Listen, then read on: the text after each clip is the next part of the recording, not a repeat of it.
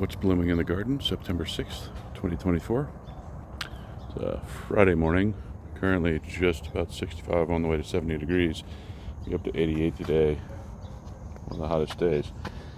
Here we have garlic. It's done. Something dug it up. It's trying to sprout again. Garlic bed did well here for greenery, but only got about half the size. Even with watering, the dog kept running through it, knocking it over, and it just didn't have the depth it needed. So we'll keep it there. It either lives or dies. Fig trees are obviously done blooming. The main crop has no remaining time in order to ripen, and we took the last fig off back here yesterday. These are super sweet. This is an Olympia fig, delightfully sweet, 4-ounce fruit. And just from the amount of fruit set for main crop, this tree is nearly tripled this year in size, and so I think next year this would really go. So again, trying to spread it out along the fence and then get some vertical shoots on it. These are too close and overlapping, and these two are not quite meeting. This is a Peter's honey fig. It got some damage last year and lost a critter ate it and lost some of its lower. But you have two laterals. Lost the lateral at the base, grew a new one. So this will come out to the right. This will come upright, and then we'll get another span across the center here to keep going. So that project is going. Clematis clearly not blooming. Moving into the cutting garden. Out of all of these Sweet Williams that planted, only 2 bloomed. So maybe next year. So here we go, a miniature Sweet William. The Dahlias finally took off. We're getting some nice long stem cutting Dahlias out of this garden.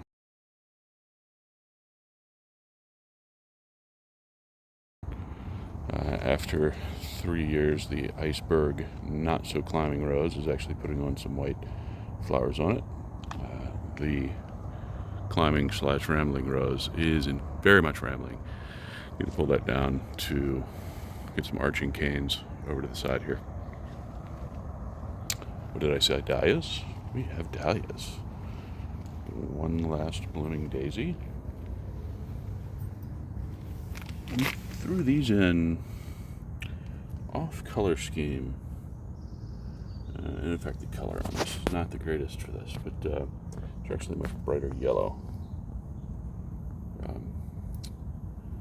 But it's a bit of contrast. And we really didn't keep to a color theme other than being able to cut the flowers as the main theme.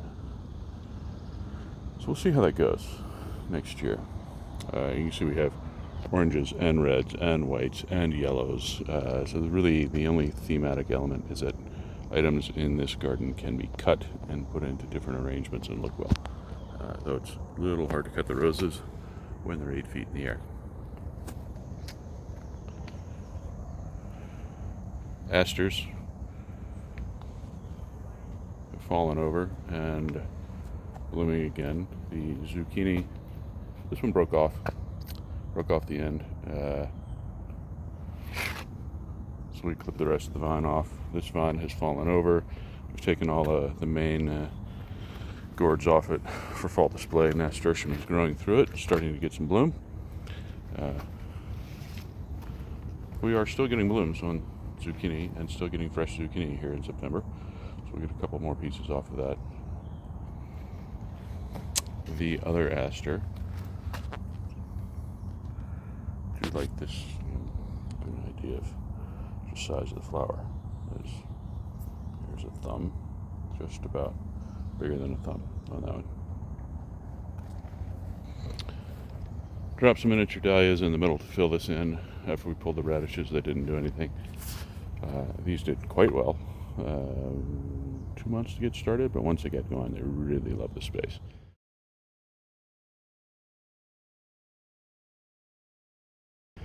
Nasturtium's second round want to take over. There were blooms in here yesterday. Something's been nibbling. Maybe they went in the house. Garlic chives are the outstanding, incredible piece of the year. They just keep coming in. The bees love them. I'll add in a bee video and edit.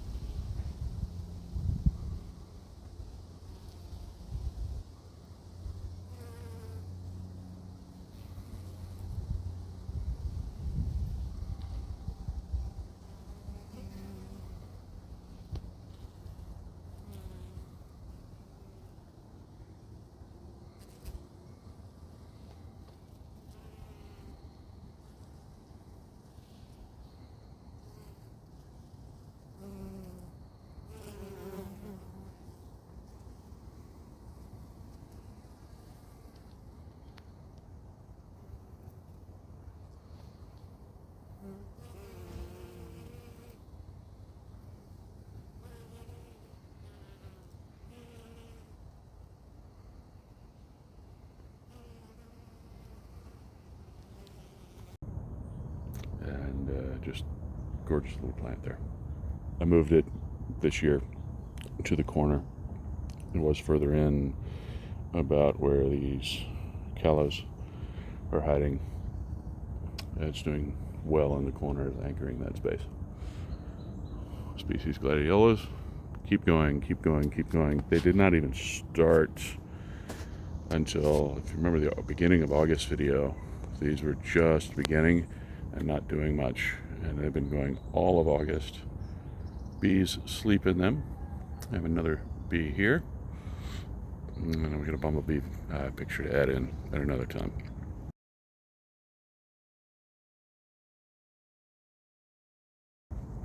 Keep going, and I think, see, bloom from the bottom. This should be the last bloom on this stem, and the last. So we've another week or two on the front section, and with the back section that started a little bit later, another 2 to 3 weeks if the light holds. Rosebush, continuing. This is climbing Joseph's coat. Many colors, and this is the reason why it's called this. The pink into the orange into the yellow. We'll get bloom on that through September, and then the hips do color up a little bit later.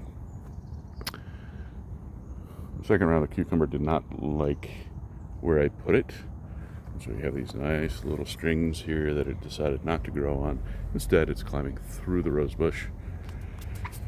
Yep, and there's cucumber.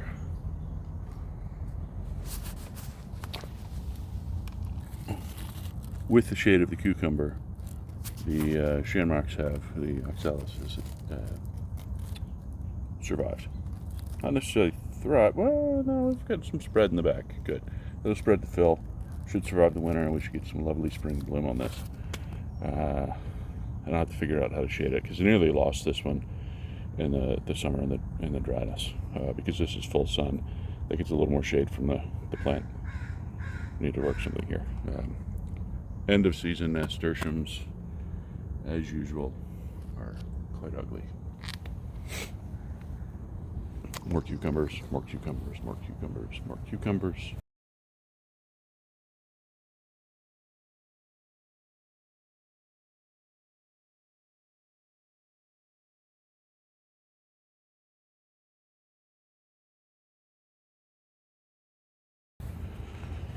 Let's see, what else? Nothing blooming on this side. I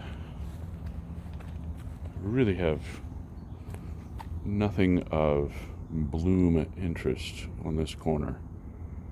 And we never didn't end up doing anything with these pots. Sweet woodruff is coming in and recolonizing this space nicely, so we'll get some winter blooms going in here. Peonies have done quite well. Remember, we lifted the base of this camellia so that we get more afternoon sun directly on these. They responded well to growth. They bloomed well in this spring, and will do well. The hanging begonia that we overwintered and thought was gone and thought was lost to begonia mildew after several months in sunshine in the garden, is now putting on its first blooms. It is 12 months of effort for very few blooms. It won't happen again. The new begonia, tuberous begonia that we planted, did not like this. Too much shade back here. We got to figure out where to put this double crook. We can get more sun on it. Elderberry continues to reach for the sky. I'm just come around and get this from the side. Ooh, wow, didn't see those. We actually have elderberries that the birch didn't get. It is reaching for the sky and coming forward and losing that a little bit in the trees. Okay, the one piece of color we do have back here is the hardy fuchsia. If I can get this into... Do I have any that are open? Here's a couple that are actually open. Let's try that again. Bluish and blue to purple interior, and just hanging a nice little addition on here. It comes in a little bit late, a little bit too much shade. It's a shade plant, it can handle the shade nicely, a little bit too much. It comes in right after the bleeding hearts. You can see the bleeding hearts are still green over there. So there's a nice little space. I may move this over. I did move the pond that we had here. Is now here and no longer a pond. I've drilled some holes in the bottom. In the deep freeze last winter, it cracked. It had gone multiple winters with water in it freezing, but 18 degrees, the ice got too thick and cracked it out.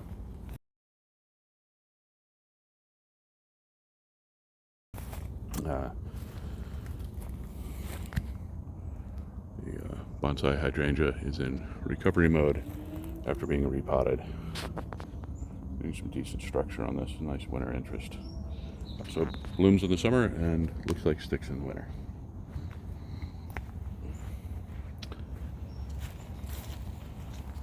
Nothing in the daffodil garden. Hosta has finished blooming. Lungwort is not blooming. Nor the Brunera. Still no blooms on the climbing Sutter's Mill hydrangea. But we do have some climbing going on and is now anchoring onto the dogwood as designed, so we want it to go up and get up through this tree. Other things that aren't blooming but will bloom next year, columbine is spreading throughout the desert. This is a very dry space. It doesn't look dry because we have a leak in our hose. When our hose runs, that waters it, but as you can see, it gets enough water here for this dandelion. Oh my word, that's a huge dandelion. And there's a French drain under it, so it gets very hot and dry on the cover, but then it gets a downspout drain in the winter. Great place for columbine. Daphne has been blooming most of August and the beginning of September. Surprisingly, still getting. This was the Hera, the coral bell that was eaten all the way to the ground by the mountain beaver last year, and so it recovered and then put up late bloom spikes in September. Thunbergia growing to overtake everything. It's okay to do that with an annual. Glad that it's an annual. And the hydrangea is still a mix of bright blue and drying off to purple and then fading out in some cases to light green. So we'll get some of these in for dried cut flowers, late season dried cut flowers or early winter cut flowers. But even so, putting on new blooms on that. We're fine with local creatures out of the way, off the path, removing some of the other less wanted creatures.